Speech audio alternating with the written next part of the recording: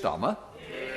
Thank you, Mr. Speaker. Can I also welcome the inauguration of President Biden and Vice President Harris? It's a victory for hope over hate and a real moment for optimism in the US and around the world. Can I also thank all of those on the front line helping to deliver the vaccine, including the NHS, who are also doing so much to keep us safe under the most extraordinary pressure. Mr. Speaker, it's 10 days since the Home Office mistakenly deleted hundreds of thousands of vital criminal records, including fingerprints, crime scene data and DNA records. So can the Prime Minister tell the House how many criminal investigations could have been damaged by this mistake?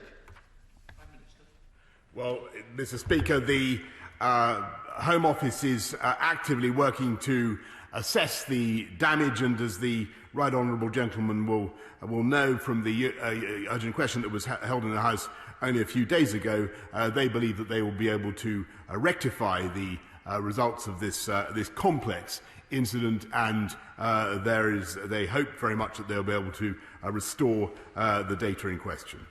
Keir Starmer. Mr. Speaker, that's not an answer to my question. And it was the most basic of questions. It was the first question that any Prime Minister would have asked of those briefing him. How many criminal investigations have been damaged? So let me ask the second basic question that any Prime Minister would have asked those briefing him. How many convicted criminals have had their records wrongly deleted?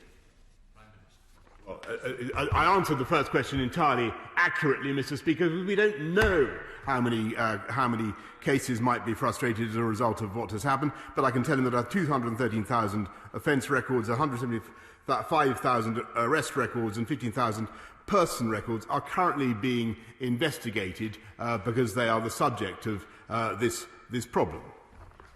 Keir Starmer. Mr. Speaker, I have a letter here from the National Police Chiefs Council. It makes it clear that 403,000 records from the police national computer may have been deleted. In addition to that, Prime Minister, this is from the National Police Chiefs Council. I'm sure he's been briefed on this. In addition to that, 26,000 DNA records from the DNA database and 30,000 fingerprint records from the fingerprints database. So this isn't just a technical issue. It's about criminals not being caught and victims not getting justice. This letter makes clear that it includes data from criminals convicted of serious offences. It has impacted live police investigations already, and it includes records, including DNA, marked for indefinite retention following the conviction for serious offences. Mr. Speaker, that's the most serious offences. That's why it's indefinite retention. It's been deleted. So is the Prime Minister seriously telling us that 10 days after this incident came to light, he still hasn't got to the bottom of the basic questions, and he can't tell us how many cases have been lost, how many serious offenders this concerns, and how many police investigations have been investigated? Mr. Speaker, it's becoming a feature of the right honourable gentleman's questions that he fails to listen to the answer that I have just given.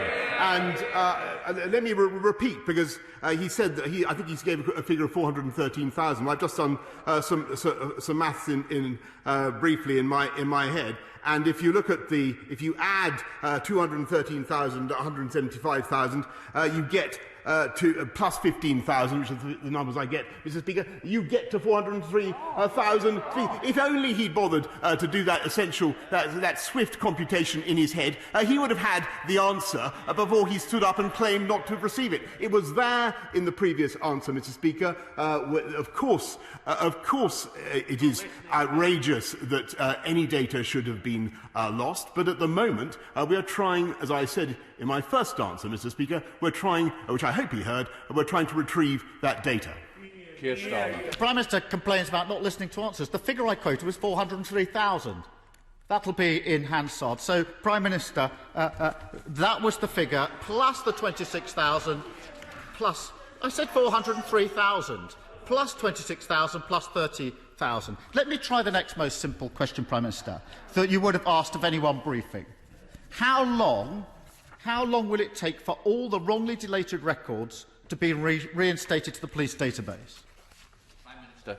Well, Mr. Speaker, that will depend on how long it takes to recover them. I can tell them that people are working round the clock, having been briefed on this both by my staff and also, of course, by the policing minister. We're working round the clock on this issue. And any loss of data is, of course, unacceptable. But it is this government, thanks to the robust, the strong economy that we've had for the last few years, that we've been able to invest massively in policing and to drive crime down. And that is the most important thing of all, Mr. Speaker. And I have no doubt that we will be able to continue to do that by relying on excellent data.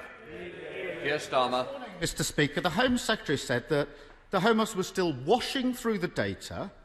We don't know where the records are, and they may have to be, if you can believe this, re-entered manually, which will obviously take a long, long time. The letter from the National Police Chiefs Council also makes clear that the obvious place to reinstate from, which is the DNA database or the fingerprint database, have themselves also been compromised, and so his answers needs to be seen in that light. Mr. Speaker, let me turn to another of the Home Secretary's responsibilities. Last night, the Home Secretary told a Conservative Party event that, and these were her words, on should we have closed our borders earlier, the answer is yes. I was an advocate, says the Home Secretary, of closing them last March. Why did the Prime Minister overrule the Home Secretary? Prime Minister. Mr. Speaker, I think it was last March that the right honourable gentleman, along with many others, was actually saying that we didn't need to close borders. But as usual, Captain Hindsight has changed his tune to suit events. We are facing, and it's interesting that his first few questions were about a computer glitch in the Home Office, Mr. Speaker, which we're trying to rectify. We're in the middle of a national pandemic, and this country is facing a very, very grave death toll. And we are doing everything we can to protect the British public, which is, I think, what he would expect. And that's why we've instituted one of the toughest border regimes in the world. That's why we insist that you have to get a test 72 hours before you fly. There must be a passenger locator form, which you have to provide, Mr. Speaker, and then you must quarantine for 10 days or 5 days if you do a second test. And it's all I'm delighted that he now praises the Home Secretary. In fact, a change of tune from the right honourable gentleman, and I'm delighted that he's now in favour of tough border controls, because he wasn't last year, Mr. Speaker, and indeed he campaigned for the leadership of the Labour Party on a manifesto to get back to free movement, Mr. Speaker. Mr. Speaker, he talks of hindsight. What the Home Secretary said last night, Prime Minister, it's not disputed, is that she was saying last March, this is not hindsight, she, the Home Secretary, was saying to the Prime Minister, you need to shut your borders. She was saying it. So I repeat the question that the Prime Minister avoided.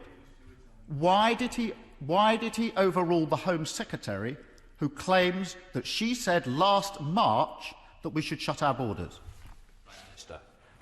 Mr. Speaker, we've instituted one of the toughest border regimes in the world, and it was only last March that he, along with many others in his party, were continuing to support an open border approach. And I must say that the whole experience of listening to the right honourable gentleman over the last few months has really been like listening to a weather vane, watching a weather vane spin round and round depending on where the breezes are blowing. And we're getting on, Mr. Speaker, with tackling this pandemic through the most practical means that are available to us, rolling out a vaccine programme that has now inoculated 4.2 million people in our country, and whereas he would have joined the EU scheme, if I seem to remember, he attacked the vaccine task force, which secured the supplies on which we are now relying, and he stood on a manifesto, Mr. Speaker, at the last election to unbundle the very pharmaceutical companies on whose breakthroughs this country is now relying. They continue to look backwards, to play politics, to snipe from the sidelines. We look forwards and get on with the job. Let the weather vane take me up to Aylesbury with